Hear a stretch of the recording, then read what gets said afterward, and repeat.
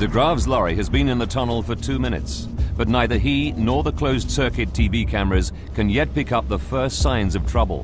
White smoke is escaping from behind his cab. De Graaf's lorry is now more than 2,400 meters underground and over 2 kilometers into the tunnel. Unaware of the smoke, he continues on his journey. 10:50. The smoke increases. De Graaf is nearing the middle of the tunnel. 9 sensors run the length of the tunnel. They feed information on the visibility to control rooms at either end. When visibility is reduced by 30%, it triggers an alarm. But the smoke billowing from De Graaf's lorry is not that dense yet. At last, De Graaf does notice. I looked at my side mirrors. I saw some smoke at the right side, but not much. So I drove on normally. It's 10:51.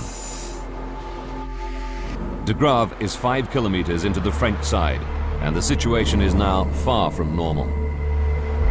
Oncoming cars and lorries can clearly see smoke from behind the cab. It passes under the trailer and swirls up towards the roof of the tunnel. More and more drivers realize something is seriously wrong. They try to get De Graaf's attention. 10:52. Now the smoke is dense enough to trigger the tunnel sensors. These raise an alarm in the French control room, but not the Italian one, as it's been turned off because of a false alarm the previous day. False alarms are not uncommon. At this stage, only the French tunnel operator hears the alarm, but doesn't know its cause. Meanwhile, the entrance tolls to the tunnel remain open. Vehicles continue to enter from both ends.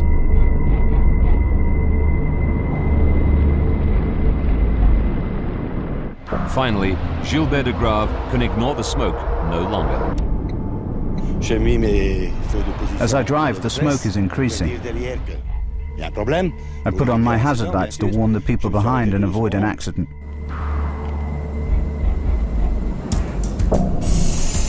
It's 10:53. He brings his lorry to a halt. He's 6 kilometers in, the halfway point of the Mont Blanc tunnel. I stopped slowly. I got out of the truck and the smoke was much more noticeable. A queue quickly forms behind him. I tried to grab hold of the extinguisher, but I didn't have time because the whole cabin was in flames. Suddenly, it explodes. De Graaf abandons his lorry and runs towards Italy. Driving towards him on the other side of the road is the Italian skier Nicolas Borghi.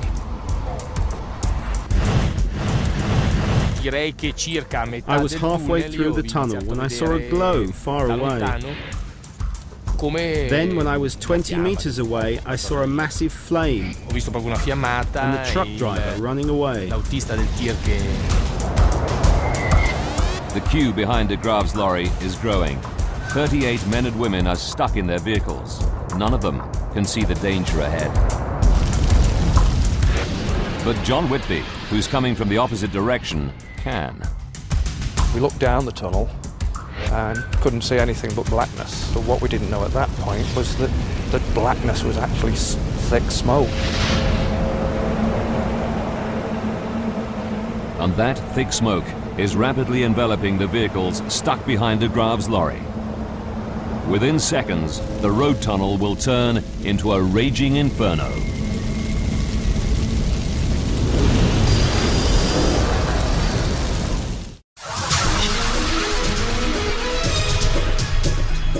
A lorry traveling from France to Italy in the Mont Blanc tunnel stops and erupts into flame. A line of vehicles comes to a halt behind it. Alarms trigger in the tunnel's control rooms. But operators do not yet realize the seriousness of the situation and continue to allow vehicles to enter the tunnel from its 2 entrances in France and Italy.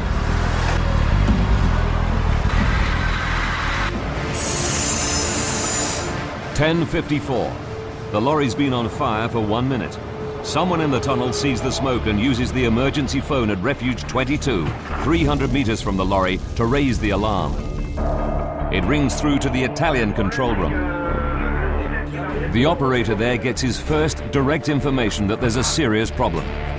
Immediately, the Italian and French controllers speak to each other. Now, they can clearly see the smoke on their monitors. But they can't see the lorry. It's hidden by the smoke. Realizing the danger, they close the tunnel to new vehicles at both sides. But for the 25 vehicles and 38 people who've already followed de Graaf's lorry into the tunnel, it's too late. They're either driving towards the lorry or they're already stuck behind it.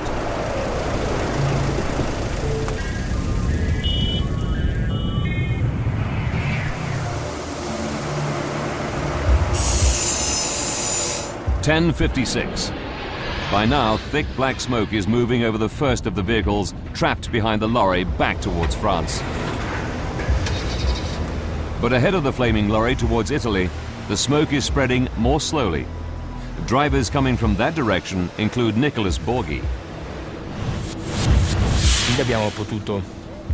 I myself and the cars behind me were able to reverse till we reached a lay-by where we could do a U-turn and head towards the exit.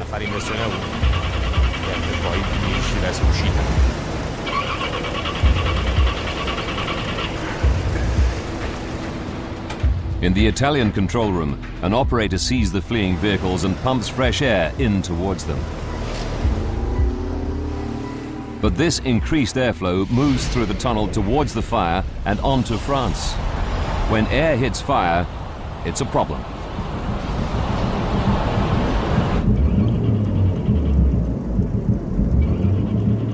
Like Borghi, John Whitby is also trying to escape. He stops 300 meters from the inferno.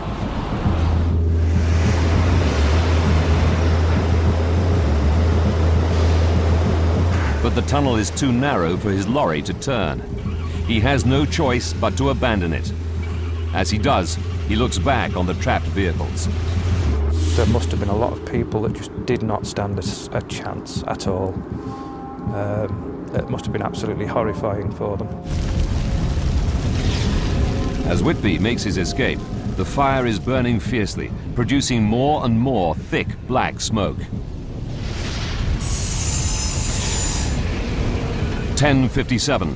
The fire has been raging for just 4 minutes. Yet the killer smoke has already covered almost half a kilometer on its way towards France. The alarm reaches the tunnel's rescue team stationed at the French entrance. A 4-man team prepares to go in.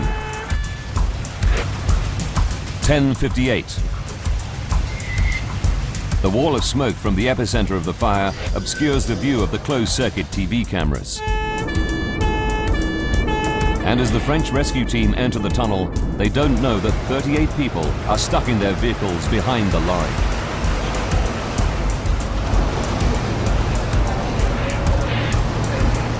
For the drivers, the situation is horrific. The visibility is reduced to half a meter. Panicked, some try to drive away. But the lack of oxygen kills their engines and their only means of escape. In desperation, some try to get to refuges, specially designed fireproof rooms located every 600 meters. But their quest is futile. It's a living nightmare.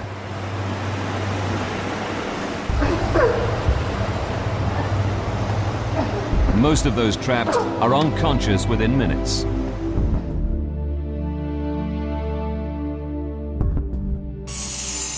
It's now 11 o'clock. As the scale of the catastrophe grows, firefighters from the French town of Chamonix scramble to enter the tunnel.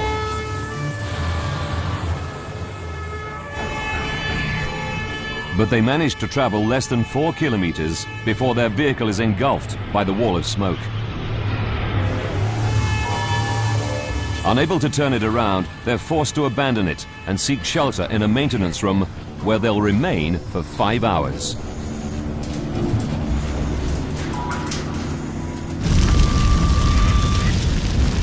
Still, no emergency services managed to reach the center of the blaze. Now the first rescuers enter from the Italian side, where the smoke is spreading more slowly. John Whitby is still by his lorry when he sees them. The wail of sirens came down the tube, and they screamed past us down into the darkness ahead, and they were sort of swallowed up by the smoke, actually. The Italian volunteer rescuers get within 300 meters, but one patrolman gets within 10 meters of the lorry before a new danger forces them all to turn back. There were 6 explosions in rapid succession, which were just bang, bang, bang, bang, bang, very quick, and they were very powerful explosions. Tires from the vehicles explode. They send deadly shrapnel flying.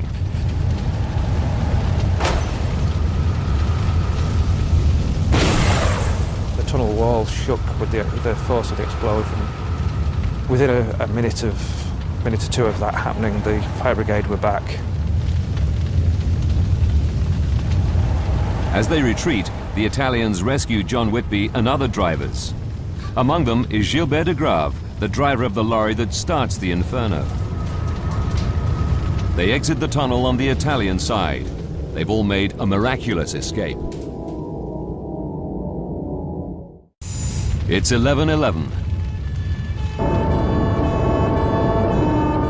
Italian firefighters enter the tunnel to try to tackle the blaze.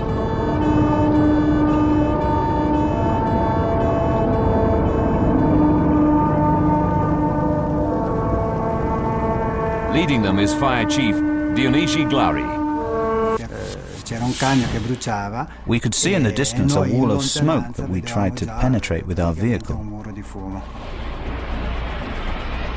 But again, the smoke is too thick, and Glari and his team are forced to retreat.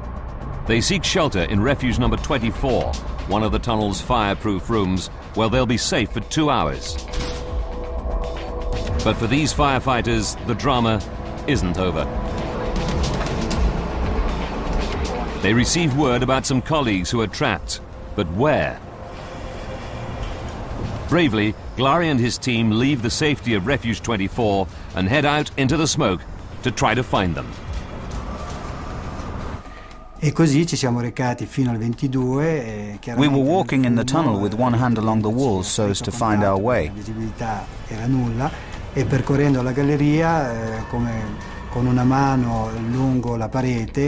Reaching the next refuge, we entered, looked around and found there was no one there. The conditions worsen, and after 10 minutes the firefighters are forced back to Refuge 24 to find to their disbelief that the smoke-proof room now offers them little protection.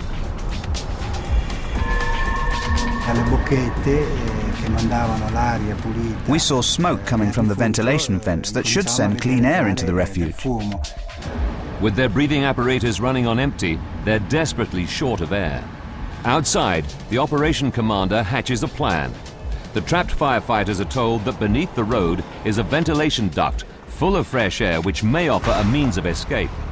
The problem is finding the door without getting lost in the smoke. To reach this doorway, we had to use an electrical extension lead that we tied to the door of the refuge and then went to look for the doorway. At the same time, more Italian firefighters are sent in through the ventilation duct to try to open the door from below. The moment they opened that door, that was the moment I glimpsed a possibility of escape.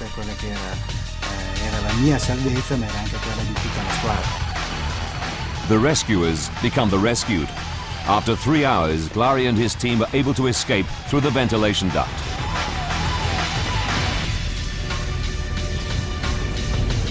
But what they don't know is that 38 people are still trapped inside a tunnel where temperatures reach over 1,000 degrees.